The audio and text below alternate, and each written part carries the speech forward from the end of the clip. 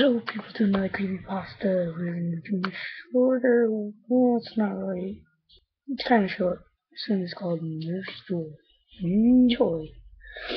Ever wonder why there's so many nurse stories in the Pokemon games? I've all been told that it's because they have a lot of sisters. But really, is it possible that many genetically identical siblings? Well, you never know. But still, they didn't want to let anybody know the real reason. It's far too unreal and out of character if anybody knew her secret. But I found out. I saw, and I could tell. It all starts when you walk in the Pokemon Center. You walk up to her and see her bright pink hair. You greet her and she said this pretty voice that wasn't actually pretty to start with. You may or may not have a talk. She takes your Pokemon, turns around, heals them, and gives them back. That's the usual routine. Most likely she'll be all nice and caring through the whole process, give or take the personality she has, because supposedly each one is unique in personality. What you don't know is you installed a tracking device in your Pokeballs, all six of them in case one falls. Why?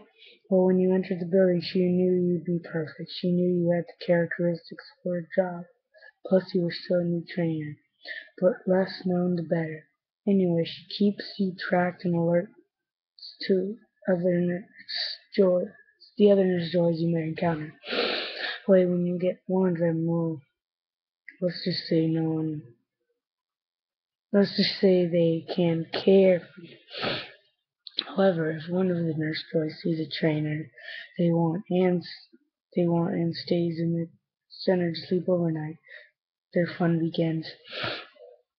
We're assigned to a room, most likely a room near the back of the Pokemon Center. Can I take Pokemon to another room so they can be healed and rested? She may ask. Say no. Just say no. It's their best way to isolate you.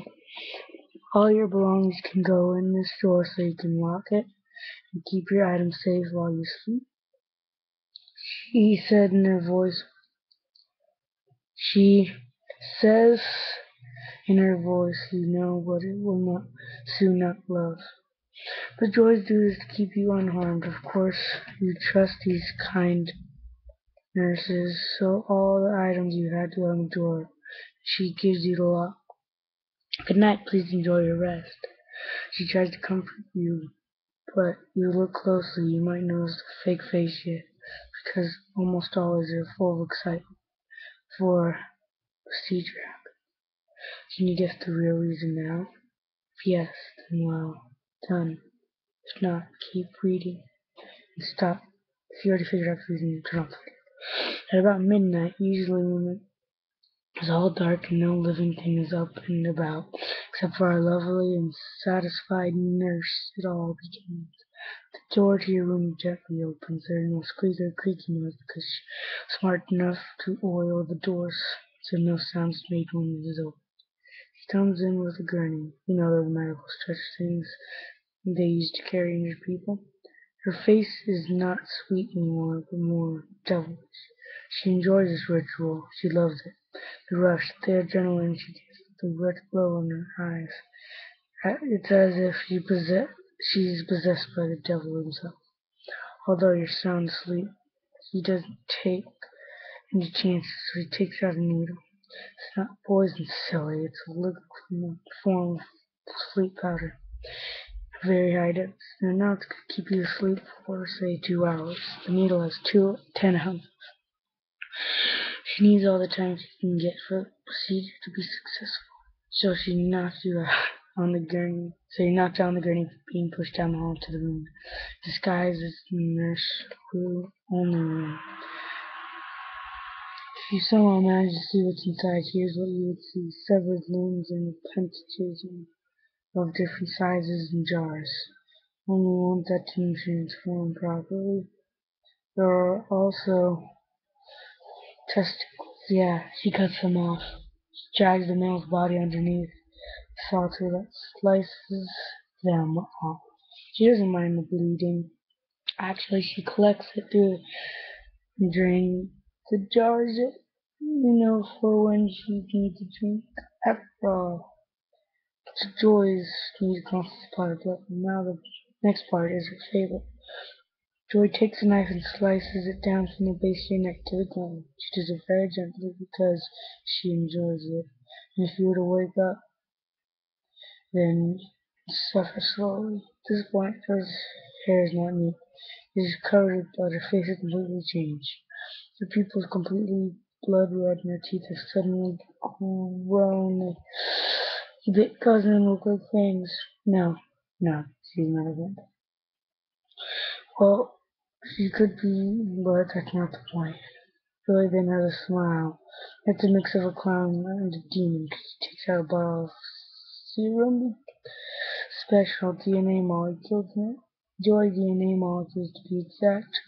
Before she does anything with it, Joy takes out all of your organs except for a couple like your heart and brain. She stitches it open in incision, but it's not a decent job after all. It won't matter. The serum needs to be directly poured on the brain for it to work, so naturally Joy will take out a shawl, a regular old saw inside the school just enough for the brain to be shown. The serum is poured. After a few minutes, your body is becoming more joy-like. Your heart and brain are revived while new organs, joy organs, grow in an empty cavity that is your body. While your cuts are healed, it was as if you had perfect skin. The process is complete. Wake up the next day wanting to work at a Pokemon Center.